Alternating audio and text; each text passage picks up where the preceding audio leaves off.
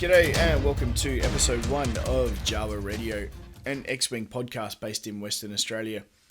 We're going to spend some time, about once a month, bringing you some information on local meta, some jank that we all love playing, rules, changes, whatever FFG throws at us. My name's Andrew, I'm the pilot of this sandcrawler, trying to keep things on track. Joining me, stripping down the droids in the back, is Mr. Barry Early. Hi. Liam Early. Hello. Ben Newborn.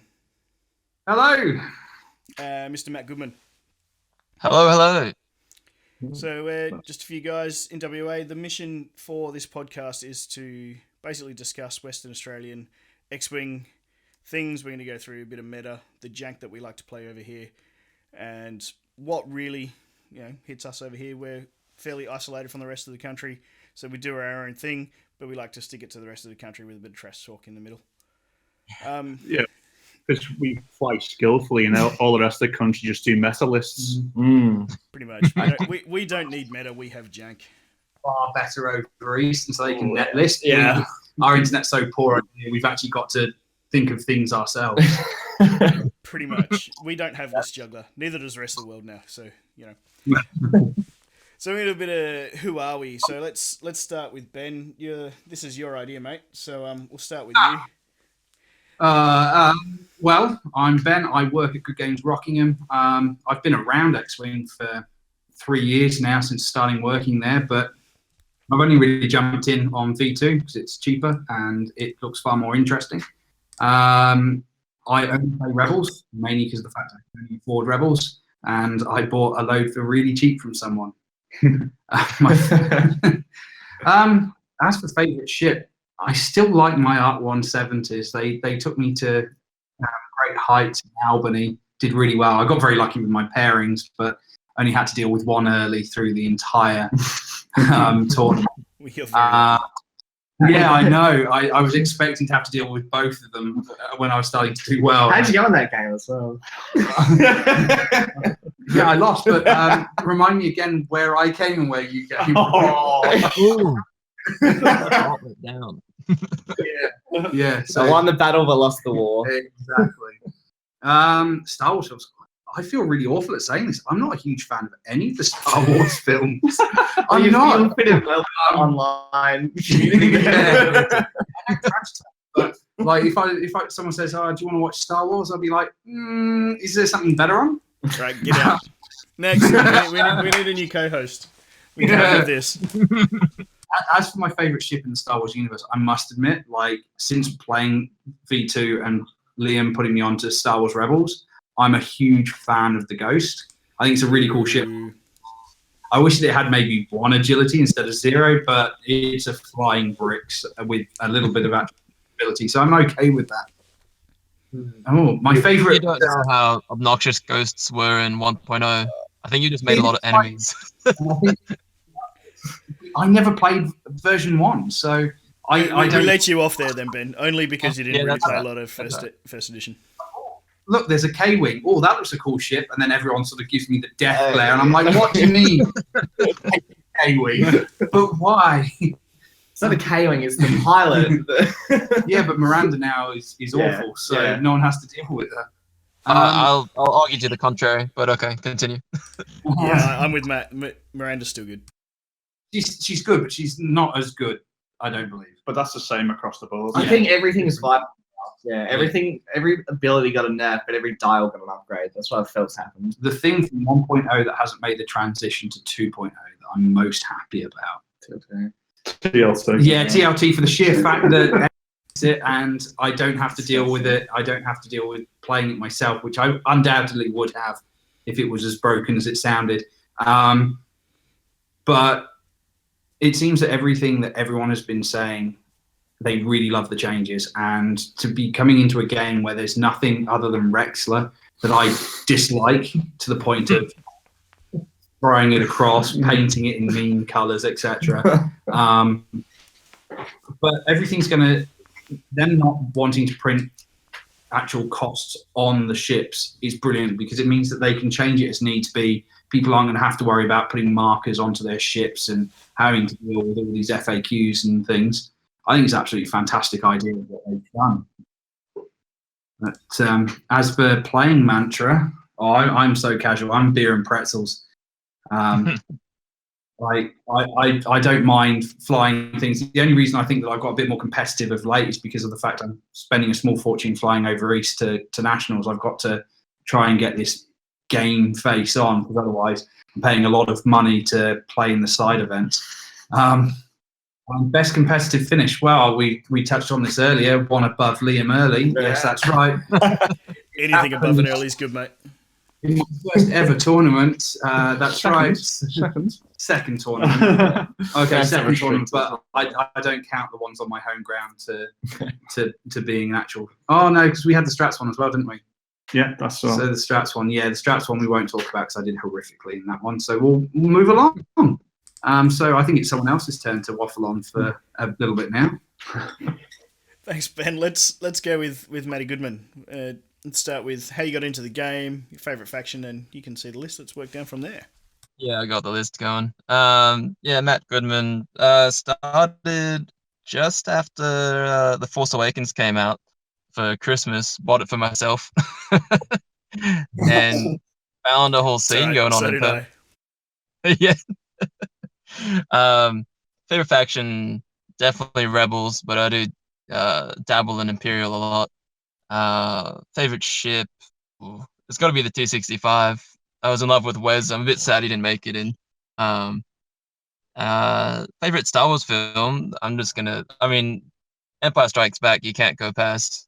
I also did really enjoy Last Jedi, so start the thread now of hate.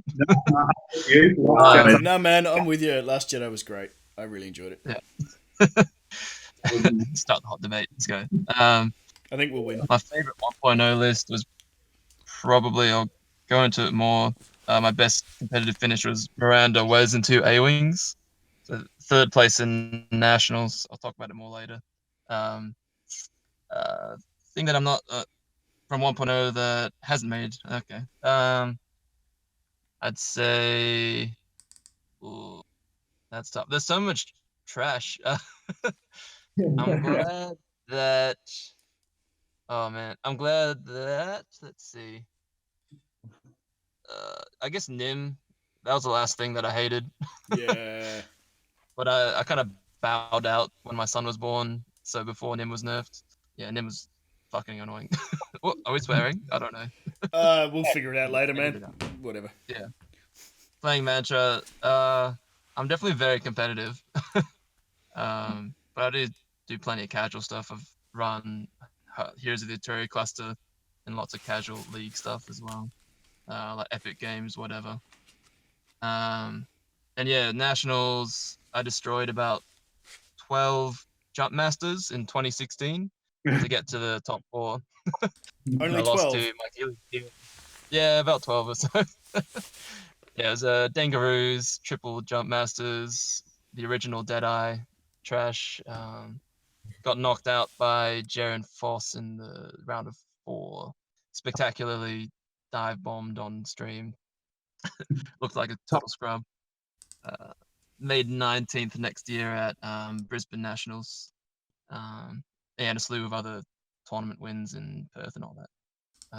I'll just throw this gauntlet down right now. I don't remember the last time I lost to Barry. I think I'm his Achilles heel. Hey, nice. Played for years doesn't mean you can count that, you know. I mean, back when I was playing, yes. That's before Barry found him. It's fine. I think I was going to bring that same list, but my son was born on Regionals Day. That's right, he was. Yeah. Then we could have booed 2 people. Yeah. All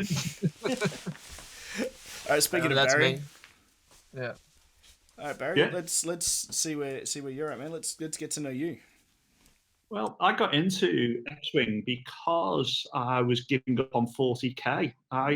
I love the whole 40k universe, everything about it, books, everything. I love it, and I collected so many models and painted them and everything. But then I just got the rules were frustrating me. This was 7th edition, I was looking around for a new game, and I was getting told about this new stuff called X-Wing that had been around for about 12 months at that stage. We got into it, we started flying it, and haven't looked back from then. I really enjoyed it. It's simple to learn, really hard to master. So that's what got me into it. My favourite faction's clearly Scum and Villainy. Since the Scum and Villainy faction came out, I've been almost exclusively flying them. But I do dabble in the Rebel as well. And the reason I haven't never done Imperial is because Liam has got all of our Imperial ships hitting the card, so I don't actually get to fly them at all. They're quite skill anyway, so yeah, they'd be quite a no skill whatsoever. Just point and shoot at them. But Just 4K white. 4K, and then It takes 4K. a lot of skill to line up that white 4K. Trust me, I know. Favorite Star Wars movies clearly got to be The Last Jedi, just because the story's terrible, everything about it, but it's on a salt planet. I love that. Yeah. It just still gets super salty. I love it. It's great. If that wasn't a dig at all the fanboys, I don't know what was. Yeah, exactly. And can we call it out now? The fact that it was on a salt planet called Crate. Exactly. We just dig at those boys while we're here. I loved it just for that alone. If the Great Podcast influenced the name of that planet, that'd be amazing. But let's not even go there, because they'll get a big head just by thinking about it. If we can Chris get Allen to listens to those, this, he'll explode. My favourite ship is also part of my favourite list, and one. It was Asajj.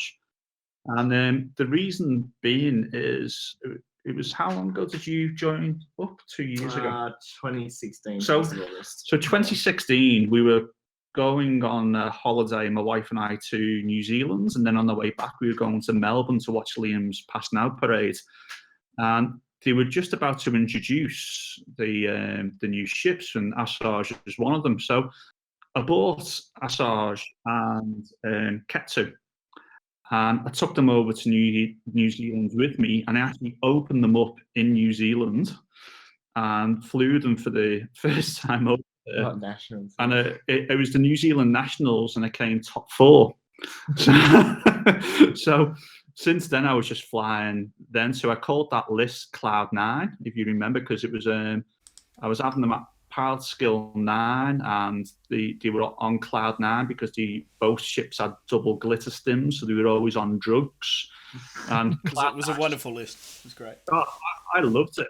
It was, and yeah, I took that then to the Australian Nationals, and then South Australian Regionals, where I came second with that list as well in the South Australian Regionals.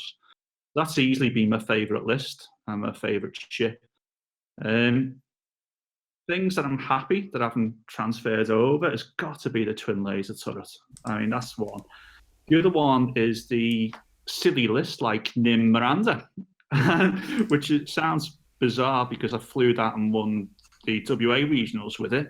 But that was the one and only time I flew that list, because I thought, I always go into my tournaments, to have fun, have a laugh.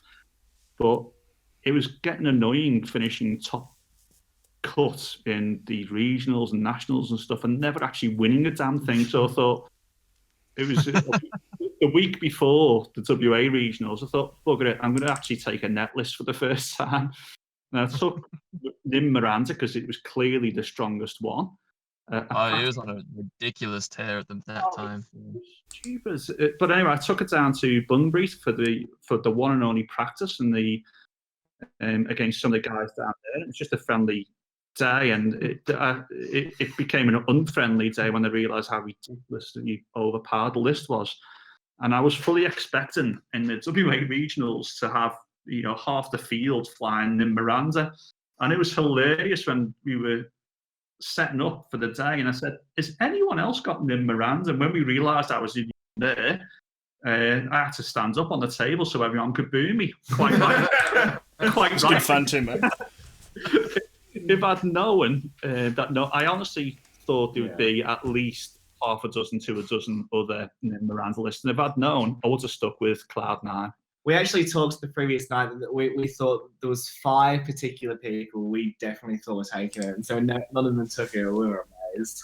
Go on then, name and shame. Who are these 9? No. They were just some of the most uber competitive ones that we know, and it was just. You know what? I want to actually have a stab at actually winning the tournament, so I'm going to take something that is overpowered. And yeah, it was funny because when the Eastern States saw the list that everyone had took and realised I was the only one with Nimbarans, that the Fossers were actually sending me messages saying congratulations on winning the WA regionals, Barry, before it even started. I get a similar message from them going, if you make this final, you're screwed. Yeah. So yeah, I am really glad that list has not made it through. That they've actually I don't know. They've actually done the rules and done the points so that everything seems to be viable at the moment, which I'm really, really enjoying. The new rules, the new dials, the new mechanics just seem to be far better. It's to me. It's the way X-Wing started off for me. It's now far more about positioning and planning rather than just flying a brick and using the turret on everything without having to worry about where you are. So yeah, I'm really enjoying version 2. Cool. Liam, let's follow on from your dad. See how he got you into the game and where you ended up. Yeah, so we got into the game when we were getting out of 40k, like Dad said, but it was Christmas 2013, where Dad got me the core set, a TIE bomber, and a fire spray. And so, yeah, that's how we got into the game. So the first ship I actually flew was the TIE bomber, rather than the ships in the core set, because I remember we had a practice game and I wanted to run that. So that's how we got into the game, and we never looked back, because it was a lot different from 40k, and I enjoyed it a lot more. My favourite ship in X-Wing has got to be the TIE Defender. I love it. It's fantastic. Oh, it's beautiful. Absolutely beautiful. I was running it back in 2014 when it sucked. I was running 2 of them with Sons of Fel, 2 Deltas. And that's still a good list, mate. It's improved a lot since then. Yeah. It wasn't as good back then. Yeah. And also it really helps watching Star Wars Rebels as well. I was very happy when Thrawn brought out the TIE Defender on that. Hey, no spoilers. I haven't seen season 4 yet. No Rebel spoilers. So would you like to know what happens at the end of season 1? I will stop this recording and I will come around and murder you all. I spoiled season 1 then as well. I won't talk anymore about Rebels then. Please no. All right, so my favourite Star Wars. For those who aren't in WA listening to this, WA's so behind the times that we haven't seen Rebels yet. My favourite Star Wars movie is it's like The Phantom Menace is close second, but no, it's not. The Last Jedi, and I actually like the story. I reckon it's a great film. But I think like all my mates that are young, my normal friends, not my friends. Yeah, because we're not normal by any stretch of the imagination. Us younger generation, we all like The Last Jedi. We older folk. I like The Last Jedi, so that's my favorite Star Wars film. Favorite ship in the Star Wars universe. As soon as Thrawn made it canon, the TIE Defender. Spoilers, dude. Spoilers. Already said it. Favorite 1.0 list. Well, I would have to say Pal Paces. I thoroughly enjoyed Pal Paces. I was the first person in Western Australia that ran them back in 2015. So I remember it was the day after the Raider came out. There was a tournament. And I was like, oh, and Lando Shower had a reputation for being utter trash. When I took Pal Paces, I was like, Pal Paces wasn't even a thing back then. I just took Vader, Sunter, because I took Sunter in every list, and Palp in the Lando Shuttle, and just saw how it went, and ended up winning the tournament. So I took it to nationals in Canberra, the one Brad Scott was running a week later, and I got top 16 there and took 2 days off school to go do that. That's fly over. Responsible parenting, Barry. There, I like it. It's worth it to get top 16 though. What things from 1.0 that hasn't made the transition to 2.0? TLT is the worst thing in 1.0. If you can go to any issue in 1.0 and it originates with TLT, unless it's Empire related. It is the So TLT. not auto thrusters, then, mate. No. That's the balance, are they? Well, I mean, Miranda was only good because if you take the TLT off, it would have nerfed her a lot. The Ghost, same deal. Nim was I given got more. top 3 nationals with the TLT list Miranda. Doesn't even matter. So yeah, TLT for me. And playing Mantra, I only really enjoy competitive play. I've tried to just do casual play. I don't like it as much as competitive play. I like challenges. That's what I prefer. I've never seen someone take so much glee in destroying someone brand new to the game as Liam takes. I You see But his it's eyes okay as long light as up. he's nice about it. It's fine. The wrestler of his is dead, and he just knows that he can solo any list using one ship. Oh, yeah. The Liam smack talk is it's strong. His smack talk game is probably his strongest point. Best competitive finish would have been the top 16 at nationals back in 2015. But I every regionals I've been to, I think I've made top 4, and I'm getting pretty sick of not making the final. Just getting top 4 every time and then getting knocked out. Ouch. Yeah, happening Yeah, that's Canberra, harsh. WA, where else? Somewhere else. Well, Does Melbourne. Tassie really count? Wasn't it only 4 players? You got knocked out first round. Wow. I hope there was more than 4 because I finished outside the top 4. So And yeah, begins that's the me. smack talk. Cool, thanks, man. I'll quickly run through where I got into the game. I got into the game at PAX in 2014. Me and a bunch of guys from school went over there and we grabbed a core set and started playing, and I was hooked ever since. I started in Magic, got out of that cancerous, horrible community and found the amazing community that is WA Star Wars gaming. My favourite faction's probably Rebels. I'm a bit of a filthy Rebel player, although I do dabble in everything. I haven't played a lot of Scum, but quickly coming around to Boba Fett. He's a beast. He's great fun. My favourite ship in first edition X-Wing was obviously Miranda. She was my babe. She was amazing in everything she did. But I still think she'll be okay in second edition.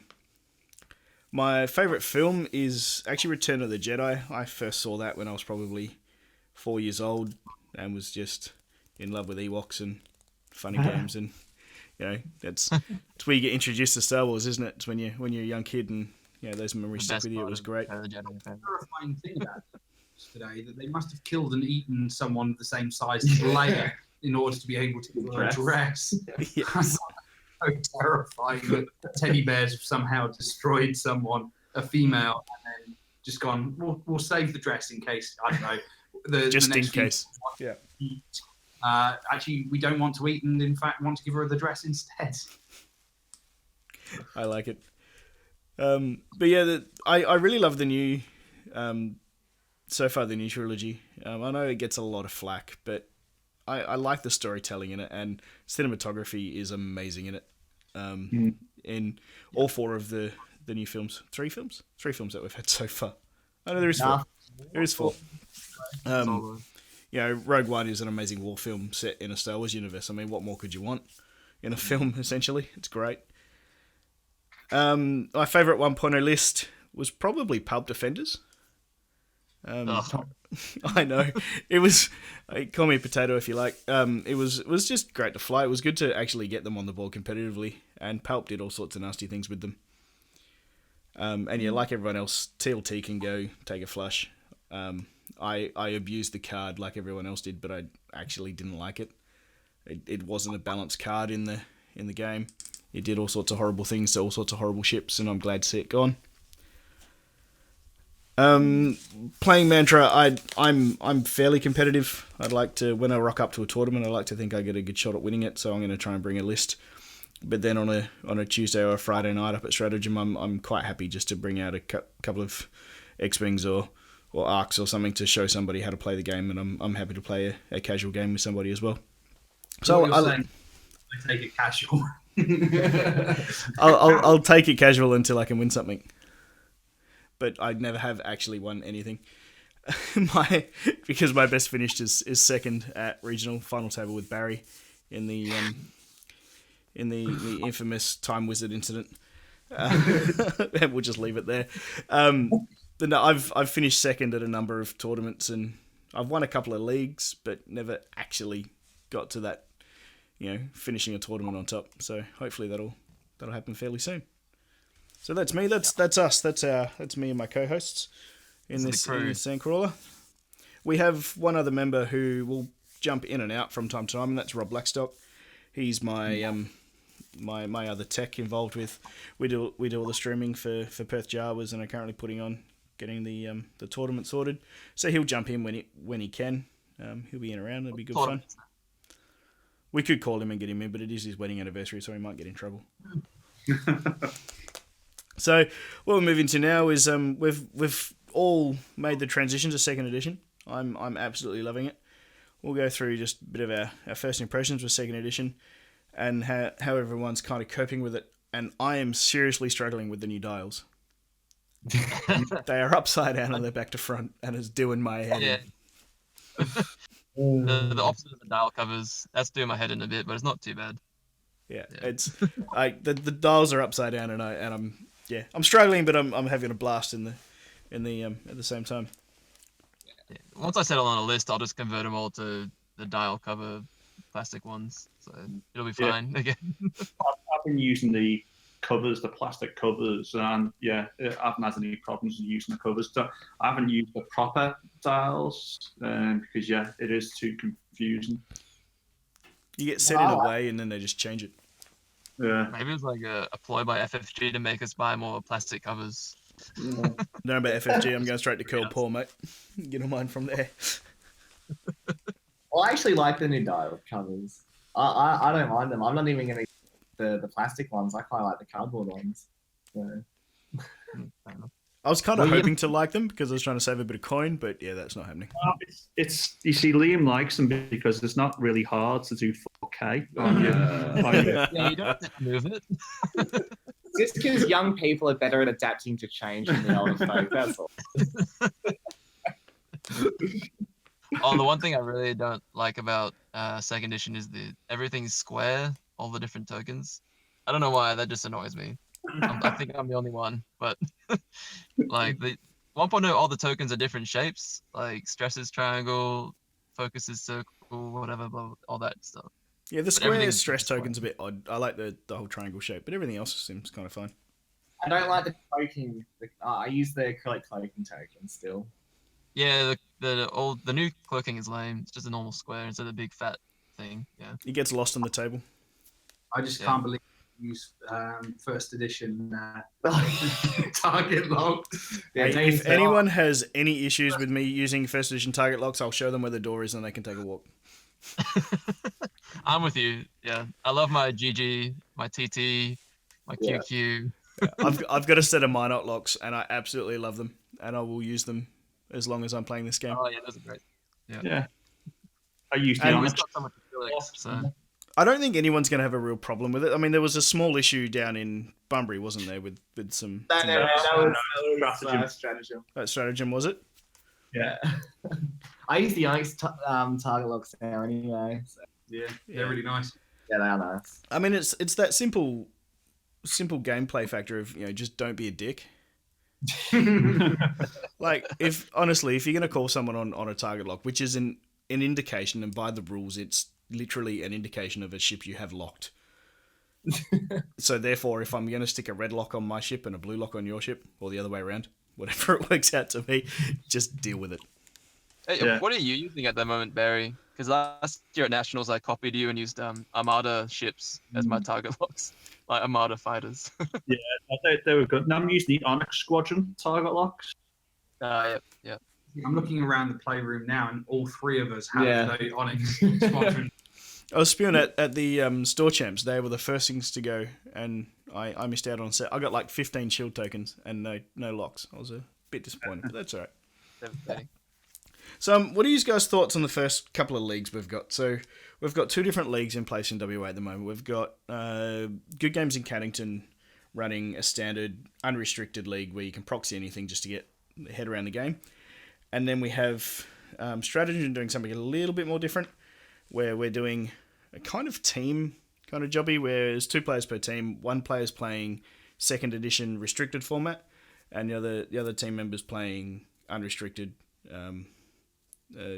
rules. Yeah. And so we're only playing those who are playing unrestricted against unrestricted and restricted against restricted. And this came about because there was a bit of debate behind who wanted to play what first. So, I don't know, just a bit of thoughts on how each store's doing it differently. Yes, I mean, I'm in the Stratagem League. I don't really play Cannington. I don't think anybody here does. Or I was, but I'm not at the moment because it's just too hard for me to get there for 6 p.m. and with the kids and what have you. But I will like to get back there at some point. Yeah, same here. I used to go to Cannington most Mondays, but just got too much straight after work. So, yeah, I would be going there if work wasn't so busy. But yeah, it's I like the fact that we can mix and match the way we play the game. That you can have restricted lists, you can have unrestricted lists, and also that we can have the quick builds as well. Yeah, you know, those quick builds. It's not even you tried them, but they're hilarious. And the I'm thing super about excited to play some quick build stuff. Honestly, the thing is, it makes you have to think. It makes you have to do different ships, do different maneuvers, think more tactically. And anyone who wants to improve the game should start flying the quick build list so that they've got to do other ships and other maneuvers. Yeah, that's fair. I really like the stratagem restricted versus unrestricted, just from a list building point of view, because the way I build lists, I think about what's out there and what's strong, and then I either tech against it or tweak the top build so I can win the mirror matches. I tried that on Tuesday, TIE Swarm versus TIE Swarm against. How did that work out, mate? It didn't work out so good. Turns out TIE Swarm's mirror match still comes down to dice. No, it turns out that Reese is a master of winning an opening joust. No matter what you do with him, you could be flying X-Wings, you could be flying TIE Fighters. If you joust actually, I won Reese, the joust. You're going to lose. Oh, really? I outpositioned him. I won the joust, and we were even until it was a big scrum. Nobody had actions. I rolled 3 hits into Howl Runner. He rolled naturals. He shoots my full health TIE with Mauler, pops him, and then from then on it was just 4v3, 4v2. Yeah. First person to pop someone and get a lead is they got it. I haven't played against the Swarm yet, but I've played against a couple of Vader mini Swarms. So yeah. I've got the sitting in my box ready to give a run. I can't wait to play it. It should be great. You run the Swarm at Albany? Wouldn't that class as a Swarm? So you had like 4 bombers. I had 3 bombers and a defender. Yeah, I didn't enjoy it. I did well with it, but I didn't enjoy flying it. I can't just point and shoot. It bores me too much. So, like, I was beating my opponents saying I hate this list. It's so boring. Yeah, I would have thought you would be all about Soontier again. Matt McConnell's been having a good run with that one. I haven't actually run Sunta yet, and that's saying something because I think it's safe to say me and Dad play more games of X-Wing than anyone else in WA by a long shot. So. With Sunta, yeah. Liam he was just every single list, no matter what.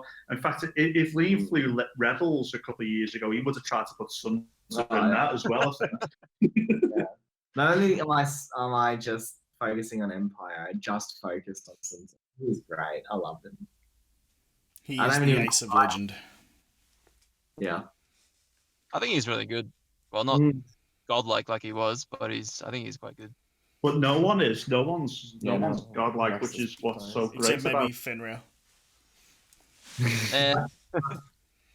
I bodied Fenrir with 3 Falcons. That was hilarious. Oh, Falcons are underrated. They're really cheap. You mean the new Jumpmaster? Yeah, the new Jump Master. Sorry, the Yeah. Scum Falcon. Yeah. Is the Scum Jump Master even any good now? I haven't seen Oh, any. it's I way don't know, overcosted. Barry. Style has been No. brutalized. With It's terrible. I think the turret is only 2 red dice, isn't it? And Yeah. yeah, it's I think I think Dengar might have a place at some point fairly soon, but not to start with. It's unfortunate, but not unfortunate at the same time. yeah. Yeah, the upgrade. It just got nerfed all around. They just like put Jump Masters in the dirt even further. But the Lando Falcon is a good replacement. It's way cheaper, a lot of health. It's just pretty nasty, and loads of upgrade slots. Yeah. Do we want to talk about Han Solo crew?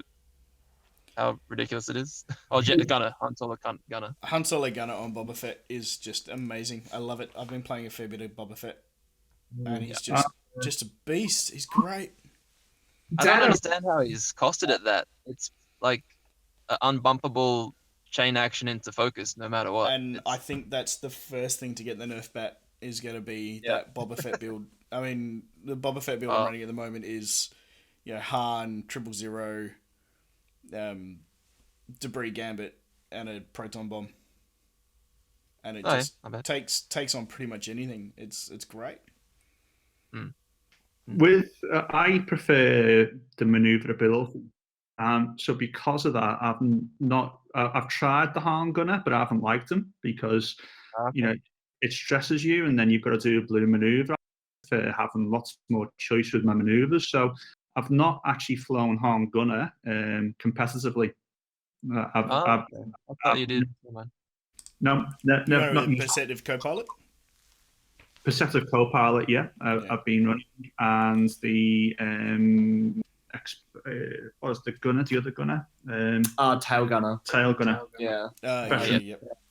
Bobber, yeah. Well, let's transition that into our first tournaments of second edition, and Barry's ridiculously hot run. So we've had 4 tournaments in WA. We had the opening weekend with Stratagem and Rockingham. Barry won both. Yeah. And then Rockingham. Sorry, go. Yeah, so we started with Rockingham on the Saturday. That was restricted. And that was 3. Oh, sorry. Don't know what happened. So Matt has a young child, and so he's sitting in his car and recording, which is I'm in my garage, which is quite convenient. Matt's in his car, and the other boys are on a pool table, so Yeah. So we had the first tournament was at Rockingham, Good Games Rockingham, on a Saturday, and that was restricted so we could get our heads around the rules and so on. That was good. That was three games only, so that we could again transition into it a bit more. For that one, it wasn't Bobber or Rand. That was Luke, Wedge, and Thane. It was a triple X-wing. Nice. And it was great fun putting 3 X-wings on the table, and not only that, but winning a tournament with 3 X-wings on the table. It was I thoroughly enjoyed it. And winning the random. So Good Games Rockingham did a random door prize. Yeah, door prize. Well, 2 random door X-wing core sets. And Dad won one of. Did you draw that? Was this whole thing a little bit rigged? So, yeah. Well, I just actually rig it in face. Really? Ben was playing anyway. I was playing. I was going to to me, but sadly, me and Wedge have a love-hate relationship. I love to hate him at the moment because he can't roll any dice, whether it's green or red. So he's been dropped. So that was the Rockingham one. The next day was Stratagem, and that was unrestricted.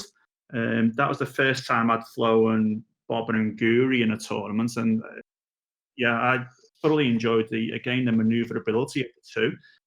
And then the next tournament was down in Albany, where we had basically the guys from Perth 1,000-kilometre round trip for a tournament.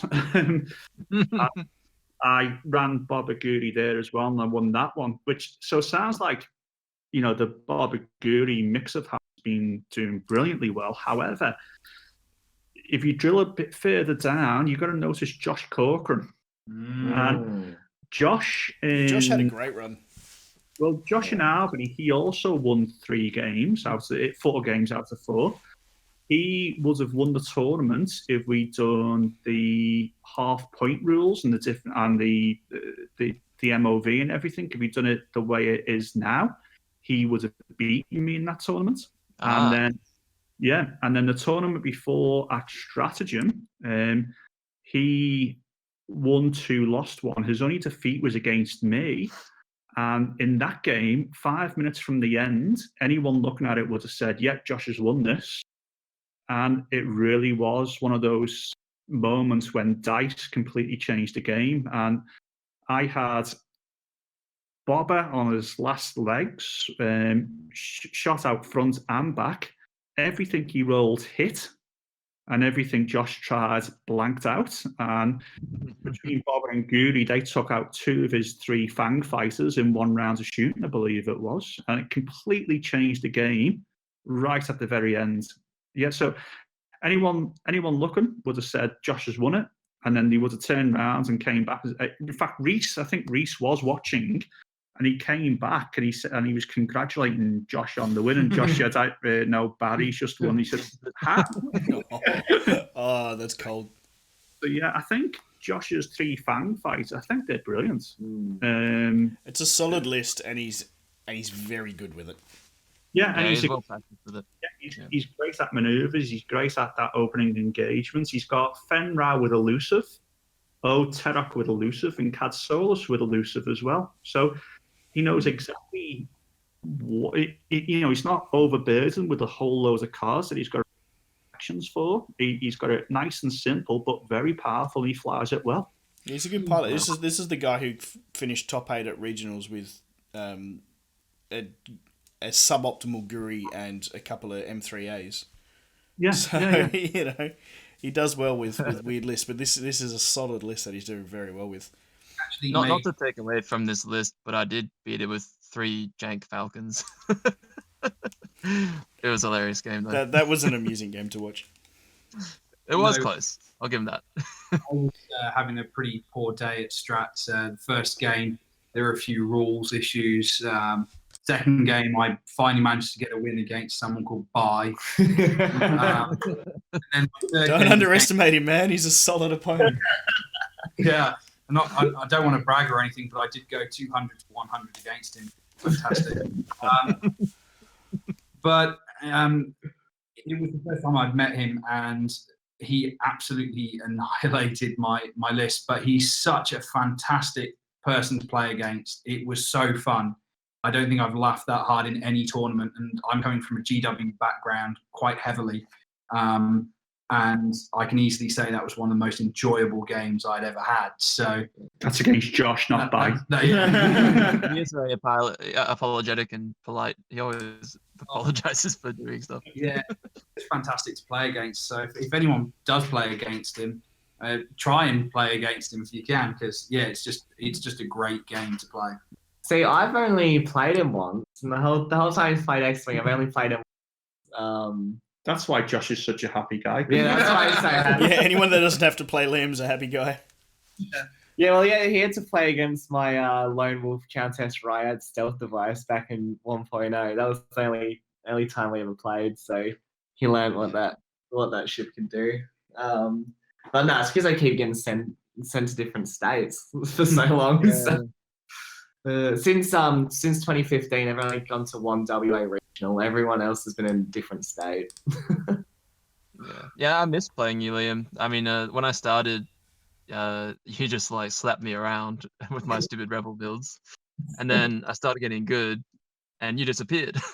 And I really needed your training to beat Jaren Foss, because I'd never versed a good Imperial player again until him.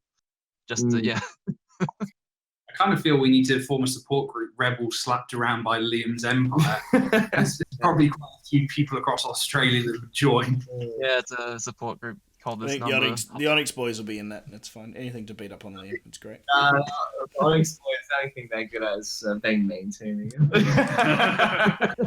Attacking you in post. So the only other tournament we've had in the last couple of weeks was the Southern Hemisphere Open. run down at that expo, which is a great run event. And Reese took that out with an Inferno. Was it an Inferno Squadron Swarm?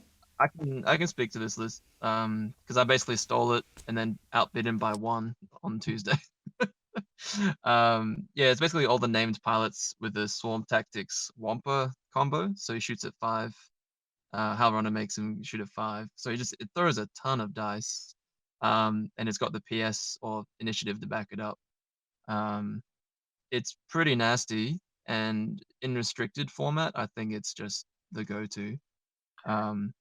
I think it will struggle against any trajectory death rain stuff, but he managed to dodge that in that tournament. Yeah.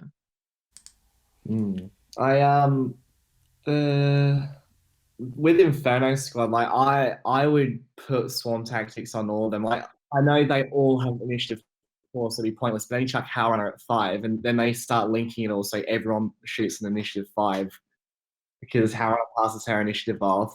Then Iden would pass her initiative 5 off as well from Hal Runner and just keep doing that.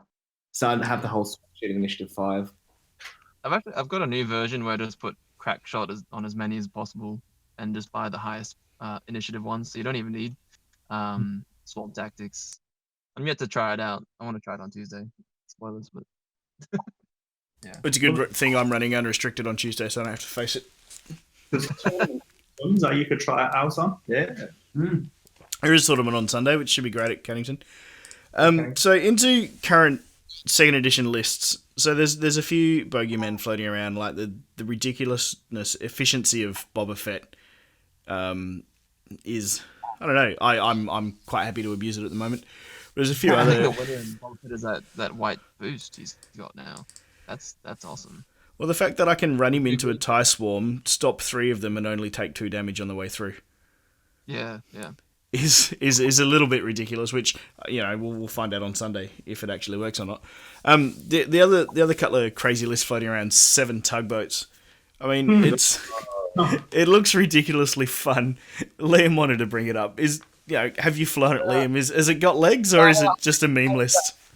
The only reason I know about it is because the boys in Onyx Squadron over Easter complaining about it or taking it. I'm not sure what they're doing, but they don't stop talking about it. Hey, look, if you want to run it Sunday, I'll lend you one. No, I'm Empire. I'm all I'm still Empire. confused as to how it's actually any good, except it will probably mess up a few lists. I don't know. I think it'd be great fun. I mean, the other option is you run Drea and 5 of them. And, put a the Drea version. Yeah. dorsal turret on Drea, leave her at range 3. Yeah, she's not doing any damage, but geez, 5 tugboats with rerolls. Yes, please. Great. So these are the Pal Skill 1 tugboats? Yeah. I haven't actually seen much of. Yeah, that's what you take. And then they've got the trajectory, the tractor beam ability. Yeah. So that's all built in now. So you don't have to pay the 2 points for your tugboat tractor array. Yeah. No, It's great fun. I mean, I've only got 1 tugboat, so I'm never going to run it unless someone wants to lend me 6 for Sunday. I don't think we have any, but the ability we're talking about is the Space Tug Tractor Array. So it's built into the Jakku gun runners, and it says choose a ship in your primary firing arc of range 1. That ship gains 1 tractor token or 2 tractor tokens if it's in your bullseye arc at range 1. So you if you've got 7 of them, sooner or later you're going to get your working, and then you just keep passing the tractors into different arcs. So for 184 points, you get Drea with a dorsal turret and 5 tugboats. And that's so you've got 16 points to play around with upgrades on any of them. That's just gross. I don't know if it's good, but it's gross. I'm surprised that Death Rain hasn't made a wave yet, because I loved him.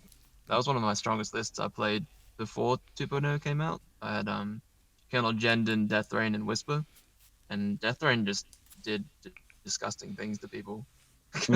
I did like a drop the bomb, boosted, blocked a Phantom, and then 4K'd with a coordinated target lock. So I hit Whisper with a bomb and threw a torpedo after 4K'ing and blocking him.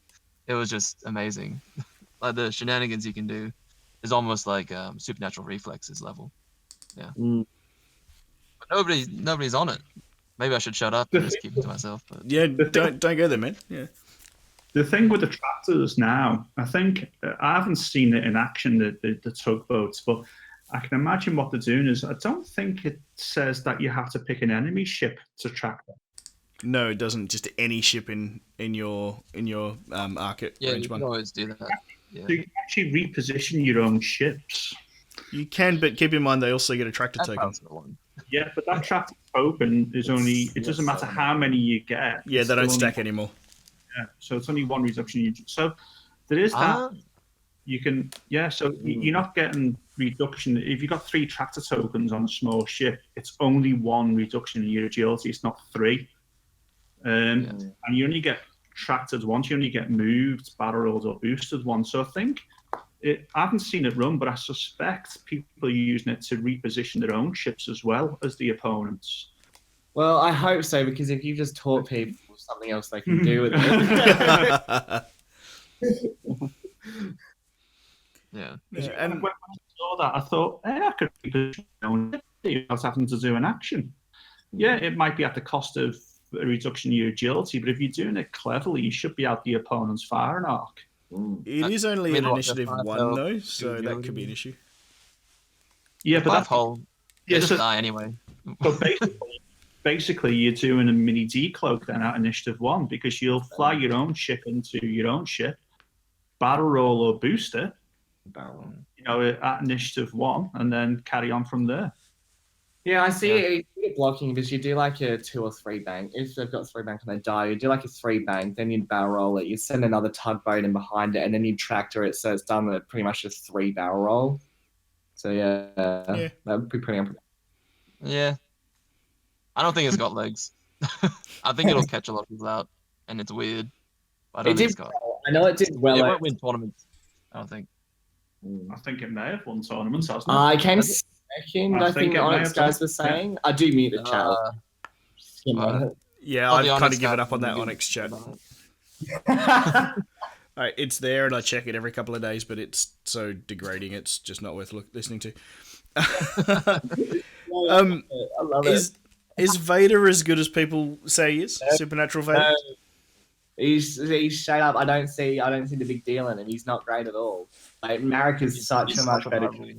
And there's only one reason. Like when it comes to Empire, I know my Empire stuff. There's one reason why Vader isn't brilliant, and that is because he doesn't have an evade action. Yep. 100%. Even with the nerf to evade? Yeah, even with that, like if he could take debris gambit, then he'd be good. Like even if he could do a red evade action, he'd be good. But he can't. Yeah, I haven't had a chance to put him on the table yet. I'm looking forward to it, but it's I don't know. I think he's still got he hits like a wet fish and will die at range 2. Oh, he hits pretty hard for 2.0. He hits like I think of him the same way I think of Wet. They both hit hard, but they both die easily. Yeah. So that's my opinion I on think him. in that quick build version, Vader is like amazing because of how the points worked out. Oh man, from what I've heard, like Supernatural point, with I think yeah, Supernatural with a hull upgrade and prockets and whatever else he gets in the quick build is insane. Yeah. I think I don't know how to build Vader except with a mini swarm. I haven't tried it yet, but I think it has some legs, but it's not like the domination of Vader, Soontir, Palp like that used to be. That's not going to happen. Yeah. So with your mini swarm, do you go Howland 3 or do you go just Supernatural with Fire Control and then 5 academies? Either. I basically built 2 lists, and those are those 2. Yeah. I think I like all the academies because that's just hilarious. Yeah, just Supernatural, Fire Control, and that's it, and then 5 academies. Yeah, basically. In Albany, I played Nate, who was running Vader with a mini swarm, and I didn't think Vader was like Vader dropped in the second turn. But what was good about his list and what would have made Vader good is Del Miko. That was carrying that list. Del Miko's super good. Like you wouldn't run Academy pilots with Vader because Del Miko's ability works on anyone in range 0 to 2. So Vader can reroll his evades. So did he run Vader in the swarm with 4 other named ties? Yeah, Yeah. with Iden, Dell, Howlrunner, and I think the other one was just Just a black Just with crack or something? oh well, there might have been 2 blacks, not Iden, but yeah. Yeah, it was. Yeah. Because I ended up going up against him after Liam, Yeah. and it sounded exactly the same as Mm. Barry's and Josh's game at Strats, because you would have looked at it early on. I'd already lost, I think, Garvin or Shara. I'd lost one of them very early on, and I think Luke was on his last legs, and ended up turning around, and Vader just had one bad turn, rolled badly, ended up on 1 health, and the console fire flew off onto the edge of the map and just blew up. Mm. And then with lucky dice, I took down Howlrunner, and what was the Del Mako. yeah, Dell's He good. had Vader with fire control, Howlrunner with crack shot, Mhm. Del Miko with crack shot, and 2 Black Squadron with crack shot as well. Yeah. so in So one no turn, supernatural on Vader. Oh, no supernatural. Ooh, I don't know. I don't know that I'd bother without it. No, it doesn't. Supernatural doesn't work with the swarm or that. No, because sitting in the swarm, it won't work. I just don't Yeah. think I'd bother Yeah, running you don't Vader stick without it. in there. Yeah. You gotta have him as a flanker. I think Vader will be like a slow burn. I think people will figure it out. I think people are already onto it. I think it's gonna be around. It may not be top tier, but Marika's fun. it's got a lot of room for skillful play. Your Merrick's Yeah. not better, Liam. Yeah, it's your Merrick is phallic, but I don't know if it's better. I was gonna say, I don't think anyone's seen him run Marek yet. everyone's going to see him run Rexler now. But that's going to pick up nicely on any streaming devices. Oh god. Yeah, I don't know that we can keep up our PG rating on our JAWA stream with I'll with that discuss. defender. We'll give it a go. Monster. He's So, so good. What have you guys taken from the new? Well, let's just look at the new tournament rules with the conduct of play, and well, let's be honest, the fortressing rule. That's the main rule to take out of this new tournament Very. guides. I think what's good about WA is we're so cut off from everywhere else. We don't bother with these sort of things like fortressing and something. I don't know anyone in WA who's ever fortressed. Mm. The first time I experienced it was at Nationals in Brisbane, and that was actually against someone who'd flown in from Singapore. In fact, Was he running the quad Wookiees, wasn't he? no, the one who had the That was a triple. kid. Oh, yeah. Yeah, the kid, the young lad had quad Wookiees and was fortressing. But there was a guy from Singapore who had the triple. Yeah, 3 jump masters. 3 jump Yeah, masters. triple jump. Yeah. I was playing against him, and not only was he fortressing in the first couple of turns, but then it took him for the judges actually came over because spectators were going over to tell the judges how long he was taking over his moves. Measure for target lock range in the first turn. Brilliant. So clearly, target lock in the first I think turn. they changed that in 2.0. Yeah. I mean, I use fortressing a little bit, running defenders just to sit in the corner, just to see what my opponent's doing, and then to pick my 4K lane. You know, that's what they're there for. Where should But- okay.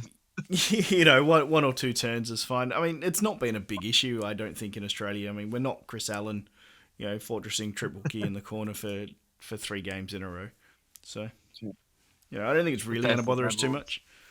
No, it's not going to affect it. Nah, that's not going to affect us.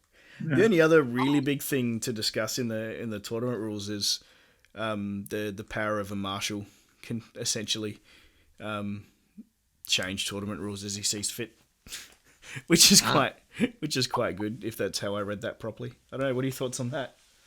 So he can I think rewind. they already do that. So what Time wizardry.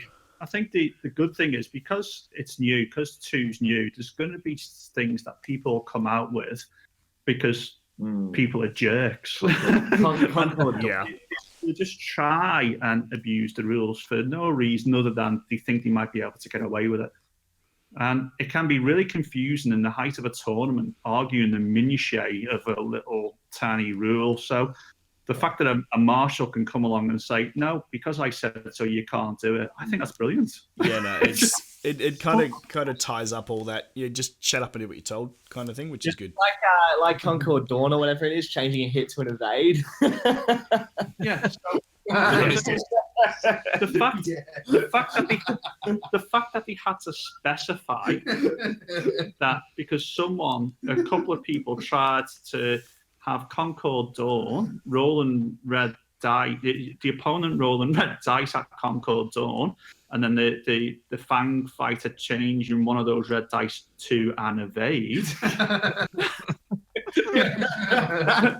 When people are trying to get away with that, and it's not actually in the rules to say at that stage that they couldn't do that, that's great. Come along and say, no, because I said so, we're not doing it. Yeah, and it all comes back to, I mean, we're pretty good with it here in WA with just don't be a dick. Yeah. And we're pretty good at calling out those players who are, and we don't really have any in our community, which is good. And when we do, we just go, oi, you're being a dick, pull your head in. Yeah. We've certainly had a few, but yeah, they've been called out fairly straight away. And everyone knows who they are pretty quickly, and everyone can keep an eye on them pretty quickly. That's what's so good about it over here. Yeah. Cool. Yeah.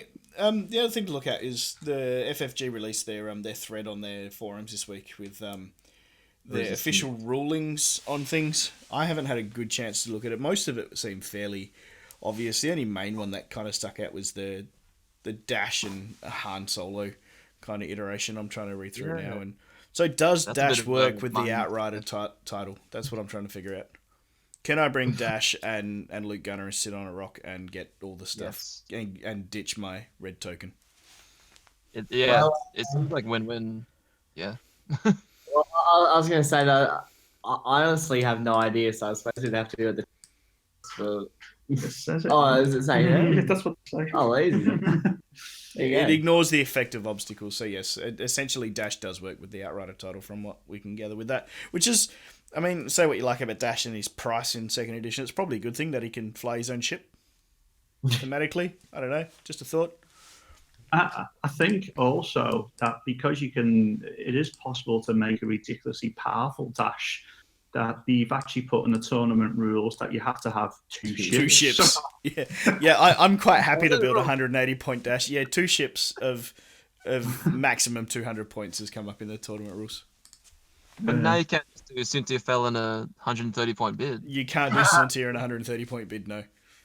You can do Suntier in Academy in a 120 point bid, or 115 point bid, or whatever it works out to be if you really want it.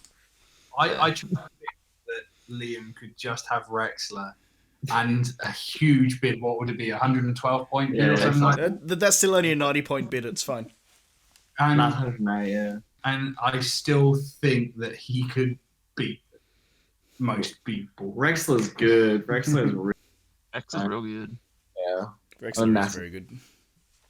And I do like the fact that they've clarified for all those idiots out there, you can't use elusive to recover charges on something else. Yeah. Yeah. I mean, just come on, really? Yeah, unfortunately. You can with a chopper, though. Chopper can. Chopper can, but like elusive card itself, where it says recover 1 charge off the card. Quinn Jast can as well. Josh Corcoran had an interesting elusive, stealth device Quinn Jast, so he could reload and repair his stealth device and his elusiveness if he found it, if it felt like it. 1 at a time. That's kind of cool. It was interesting. I don't think it was that good because you get weapons disabled.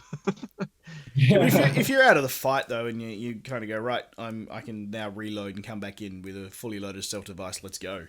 So it's not too bad. Yeah, it was interesting. It kept him alive for a long time. I was running Luke and A-Wings. I'd won the game, but it went to time. Yeah. Is there anything else? A-Wings also are amazing. So has anyone spotted anything else in either the rules reference or the official rulings thread that they've noticed that they want to discuss and touch on before we move on? The only other thing is, thankfully they clarified and cleared up the bombs dropping and manoeuvres and so on. one thing they haven't really cleared up is the effect of a debris cloud dropping onto someone, whether or not that's overlapping or whether or not you've got to move and so on. It gets placed under and you suffer effects as it lands. Did they actually say that? Yes, I remember reading that this week. I thought it was clarified the other way around. Yeah, I think it's the other way around, and then bombs detonate immediately. It's dropped on you, not your template. So that's what I'm saying. So they've actually made it slightly different for the two different. Oh, sorry, yeah. Debris cloud is once you move over away you go. Yeah. Well, I think some people are still trying to argue whether or not that's the case and so on. Some people are idiots. Thankfully, the rules say that the marshal can say, "Don't be silly." This is what I'm saying. Don't be a dick. Yeah. So, but if for some reason you drop a proxy mine in gameplay somehow, I think one of the punishers can do that. It would go off straight away, but a debris cloud isn't until you actually execute a maneuver over that cloud. Other than that, most of the rules were just clarifications of people being silly, which is nice. They've kind of gone, yeah, stop being silly. This is where we're at. I think there's still some stuff to figure out. One thing I want to know about is Deathfire. When Deathfire dies, he can drop a bomb. But as far as rules are written, that bomb doesn't detonate until the next end of activation. Yeah, that's kind of how I read it. So it's not as great, so you can just run away from it. Unless, of course, it's a bomb, not a mine, isn't it? So you can't drop a proxy or something. It might be a device. I can't remember. But I want that. I think there's quite a few things to clarify, but I think there's so much unexplored territory in unrestricted. So I'm sure there's going to be tons of things popped out. And it is great that TOs can just be like, this is the ruling. I don't care what you think. One thing that caught me out, right, and this isn't a rule clarification, this is just something we all read wrong, is with the Inquisitor, Dad pointed it out to me. So if you're at range 3, now with the Inquisitor, he spends a force to get his range 1 bonus, but he's the only one that gets the range 1 bonus. The Defender still gets their range 3 bonus. So they nerfed him. Yeah, so they don't lose their agility. They still get range. Just the Inquisitor also rolls 3 red dice. Yeah. I guess we all just assumed it was the same then. Yeah, we all assumed that way. Yeah, the Dad pointed out. Just read the cards and it's not treat your attack in range 1, it's apply your range 1 bonus. Yeah. That was a bit of a rules rabbit hole in 1.0 anyway. Yeah. It's complicated as shit. Just reading the official rules. So after being destroyed, can Deathfire launch a device that cannot normally be launched? And he said no. Yeah, funny that. That just means you can't do a 5 forward. That's all. Yeah. So right now only the Punisher can do it. Launch things. Yeah. But that pretty much goes through all the rules and random stuff we had. This thing to talk about is mostly our upcoming events we've got going on in WA. We've got a few coming up, which is nice. We've got this Sunday over at Cannington, their first tournament. Now, Zoe and I talked about this to begin with, and we discussed whether we're going to make it open or restricted. We originally decided on restricted because we thought that's what people wanted. Turns out it's not, so we're running it open. You're always prepping for nationals, that's why. Yeah, and look, yeah, that's perfectly fine. I think we're all pretty happy with that. So it should be good fun. Unrestricted lists, let's have at it. I think we've now all had a few weeks to get our heads around the rules and what's going on. I mean, I've got a copy of the rules reference with me that I'm still trying to read to make sure I know what's going on. Next one after. Yeah. Sorry, go ahead. I just asked the guys in Sydney if I got any questions. Yeah, it's Rob Crumlish and I have a chat going on at the moment, trying to figure out what the hell's going on to run events. The tournament we've got going after that, we're going on a slight road trip the weekend after down to Bunbury. And Barry, you're leading that charge down there. Should be great weekend. It's the first. It's a brand new store. It's their first X-Wing tournament, and yes, an hour and a half drive at least for most people coming from Perth. So yeah, it should be a good. It's unless of course you're Robert Blackstock, and then it's only 5 minutes down the road. It's either, yeah. So yeah, it's Beyond Games, and hopefully we can get a few people from Perth to go down there. Because there's one thing we need to make sure we do. I mean, this is going completely off all the topics, but I think supporting the local game stores, especially in somewhere like Perth where we're cut off from everything, whenever I see people saying what's the cheapest place to buy stuff on the web, I say go to your local game store because they're the ones who tournaments. Exactly. So if we can get as many people as possible to go down to Beyond Games and help them kick off down in Bunbury, we'd have more options then. And their old store was a great little store, and they've now moved into a bigger space, much more table space. It should be a great weekend. I unfortunately can't make it. It's the only weekend, the next 6 weekends, my wife's actually asked to do something, so I should probably let her do it. Oh, so yeah. It's my wife getting in the way of gaming as per usual. Well. No, the guys down at Beyond Games and Hobbies should be great. They've been posting videos each week of unboxing different shelves and setting up tables, and they're really stoked that we're coming down. And Perth Jawas are going to throw a few of our cool little shield tokens into the prize mix for that tournament, so it should be great. Great. Awesome. And then we've got, on the 28th, we've got our first fully restricted thematic event over at Stratagem. We're doing a Battle of Yavin tournament, which should be interesting. I don't have a list sorted for that. I have no idea what I'd fly. Probably trench run. Who knows? Something else as well. The 20th. Yeah, 20th. We got Good Games Rocking. Oh, Rockingham Pudding. Sorry, Ben. I forgot about that one. Don't forget us. You think that Rocking was as far south as Bunbury? It's not. It's guys. close. It's close. It's pretty damn close. I grew up down there. I know how far away it is. So we got tables in it. Yeah, we've just got some new tables to make sure everyone's not leaning over as much, and it's a lot easier to play. I like the ones at Stratagem. Because we've just gone under huge management changes and everything else.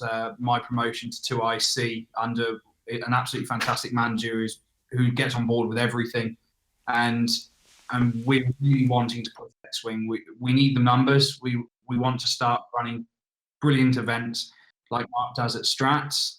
I'm really in awe of what he's done. I think he's absolutely brilliant, and I want to take a lot from what he's done to our store and try and really get a lot of people playing. We've got Barry, we've got Liam down here, which is probably the reason why people stay away, but come and beat them. And you can play against me, and so you're guaranteed a victory.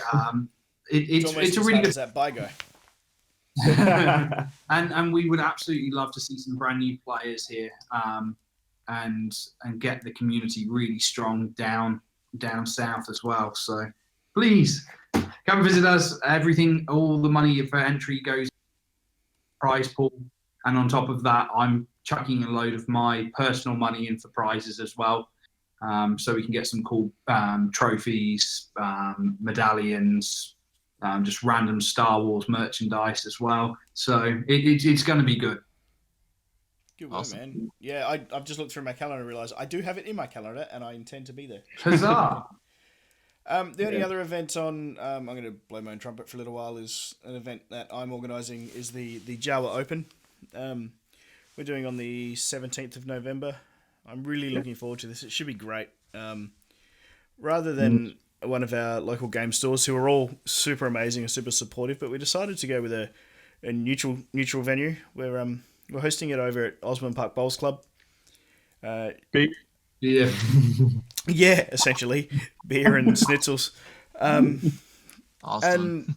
And it's the week before Nats, so it should be a really good hit out for those guys going over the Nats. And we're celebrating community with it. We're not trying to go full competitive, 6 rounds of Swiss, cut to top 8, and single elim, that sort of thing. We're going to do 6 rounds of Swiss, and that's it.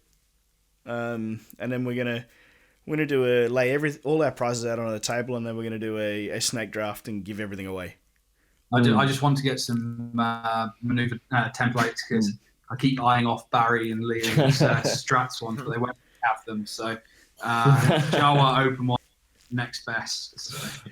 We've got a couple of sets left we've saved for you, Ben, so I can guarantee you if you place somewhere in the field you'll have a shot at them. or do well at least. Hey, look, you probably don't even have to do well, and that's what we're going for. So, the guys that finish in the top 8 to 16 have got templates, they've got tokens, they've got all this crazy stuff, so they're going to leave that stuff. So the guys that come, for me, it's the guys that come middle of the field, and I've spent other than probably the last 12 months where I've started actually playing quite well, I spent the start of my X-Wing finishing in the middle of the field, where you get the participation prize, which is generally a hot dog. Yeah, you get 4 games of cool X-Wing, but then you tend to walk away from the store with not much else. And you go, oh, I just missed the cut. I got nothing. Oh, that sucks. I guess I'll go home. I could watch these guys play it out for the cool stuff, or I could go home. So that's why we've decided to go with 6 rounds of Swiss and give away heaps of stuff while having a few beers. It's to celebrate the great community we have and just have a great weekend playing X-Wing. And we're also doing Star Wars Destiny on the Sunday while the Destiny tournament's going on, because those guys don't take up a lot of space. We're going to do some Legion and Armada demos, and we're looking at running, getting those threat cards out and doing just a little threat card side tournament, which should be great fun. Yeah. So yeah, it's a plug for my little tournament. So Rob Blackstock and I are running that. We're going to be streaming all day. If you're going to nationals, don't worry. I'm not going to be. So we're going to use Tabletop TO to run the event. Those and another great Australian piece of software. We're not releasing any of the lists beforehand, and anyone who's going to nationals who doesn't want to be on stream, we're not going to make go on stream, because we're going to be playing Jank, but let's keep our Jank secret. I'll be playing my nationals list. Yeah, well, we all know your nationals list is a penis painted defender and a beard. Yeah. Defender Academy pilot, or a Dick Fender Academy pilot, and a Dick. Yeah, I like it. That seems like a solid list. Have you come up with a name for the whole list? Not yet. Penile cancer comes to mind. Nice. So has anyone got any shout outs? We're going to close it out fairly soon, but Matt, have you got any shout outs? You just cut off then. We didn't hear any of that then. Sorry. We're going to close it out fairly soon. Matt, do you have any shout outs? Maybe just Mark and the Stratagem guys. Yeah, like they said, he just runs an awesome set of leagues and tournaments. That's my main go-to. Other than that, this community is fantastic, and this is a great idea to have this podcast. Nice. Ben? My main one is actually to Liam and Barry. There's no way that I would even be contemplating playing X-Wing if it wasn't for both of them. But it's not. It goes back further than that, with Barry pretty much single-handedly trying to keep X-Wing going at Rockingham. It was tough. We had a tough couple of years where support really wasn't on top priority of previous management. So now that it survived, we're going from strength to strength with new tables, new players, and myself. They've been very gracious hosting me over and teaching me how to lose. But they're always there for sort of advice and what not to do, which is usually what I do, such as get brand new lists and try something new out. Keep practicing the same list. But yeah, my main thing is a massive thank you to those two, because it's just been so much easier to get into the game with those two sort of helping me, practicing against me 2-3 times a week, so that I can actually go to nationals with only 3 months of experience under my belt and a fair bit of confidence that I'm not going to just go zip 4 or get a bye somewhere down the line, but instead actually be able to compete. Yeah. Nice. It's a little bit soft and squishy for Barry and Liam, but that's fine. We'll allow I'll it. change it up then. Yeah, it's because we just gave him alcohol. And that's fair. Barry or Liam or both, any shout outs? I'll like to give myself a shout out. Yeah, typical. Nah, like it was a good idea running this podcast. I do like what you've done, so I'll give you a shout out, mate. But also, it's the guys in Sydney at Onyx. I'm gonna be there the end of the month for a bit of practice, so it'll be good if I could practice against some of you guys there. And then I go back at the end of the November for nationals, so twice to Sydney in a month. That should be fun. For me, we've got quite a few players over here in WA that are great for the community. That you got the the stores anyway running the tournaments, but you've also got the likes of Vlad, who he's definitely a quiet assassin. There, he will win most games, but you're happy to lose against him because he'll tell you things that you've done that you could do better. He's really nice with it. Josh Corcoran, another one who will win his games and you'll happily lose to him because you'll be learning things from him as well. You got Matthew McConnell, people like that, great painters, great fun for the community, goes over, commits himself to going over east and helping out the state and going to nationals, playing the team's challenges. But also, I think we need to encourage more people like Samantha. So, girls playing X-Wing I don't understand why there's not more. And Samantha's a bit of a trailblazer for us over here, coming along to tournaments. And I believe she might be coming over to nationals with us, I think. Yeah, she plans to. Talking to her, it should be great. Yeah, she plans to go to Nats, which would be amazing. Yeah, brilliant. It'd be great. Cool. I'm gonna follow up with the whole girls playing X-Men thing, and Tanya's doing some cool little art for us as well. Stay tuned for that. We're looking forward to releasing very soon some art that so not only female X-Wing player but female artists that we're going to be featuring as part of our JAWA Alt Art series. It should be great. Super stuff. Yeah. I've actually got a bunch of shout outs, and I'm going to start with Rob Crumlish and the Onyx boys. They talk a lot of trash. They give us a heap of crap over here, but my God, can they put on some events, and can they support the community? So we didn't get an official store championship kit over here with all the hassles that happened with Let's Play Games. We won't get into the massive cock up that happened over there. I have nothing to do with that. No, as I said, we won't go into that, because Good Games and Let's Play Games are apparently separate, and we'll just leave it there. But the guys at Onyx Squadron sent over a whole heap of stuff for us. It was range rulers, there was target locks, there was shields, there was alt arts. It was essentially more than we would have got in a kit. So I just want to say big thanks, big shout out to those guys for that. And a bunch of the prize support that went down in Albany was basically most of the prize support for Albany was supplied by Onyx Squadron. So that was just amazing from them. Yeah. Great. I've sent a little bit of JAWA swag over to them. We had some spare range rulers from our last template order, so I've sent that over, and some of our cool little Boba Fett cards, and those boys will get those soon. Dan Byrne from Good Games Cannington's over in Sydney at the moment, so he's taking a bunch of stuff over for me. Boba Fett in the toilet. What a great altar card. It just sums up WA beautifully. It's like we just don't give a shit. The other shout out I want to do round store champs is Market and his team at Strats. Yeah. Yeah. I mean, we didn't get a store champ.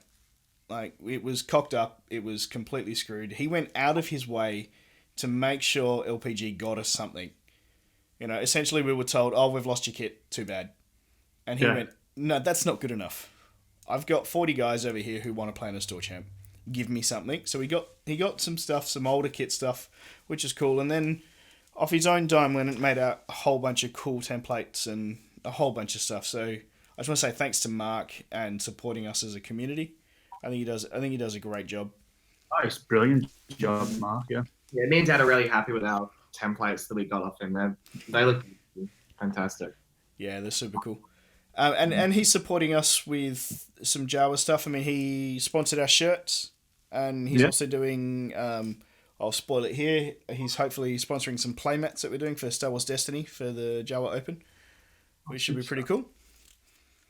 And on sponsorship stuff, if you guys haven't checked it out, check out Birmingham Barons podcast and Curlpaw Creatives. They're doing just some bonkers stuff with acrylics. They made their amazing JAWA templates. We also have 350 odd shield tokens to give away over the next few months, and a whole bunch of acrylics that we're giving away. That's about Rexler does per week. Oh yeah. Yeah. So yeah, like Andrew Knuckles is just super talented, knows how to work a laser. And Custom Design Gaming did some cool stuff with our JAWA logo, which you will see very soon as we start to spoil some more prize support for the JAWA Open. And you guys, thanks for joining me. Thanks for the idea, Ben.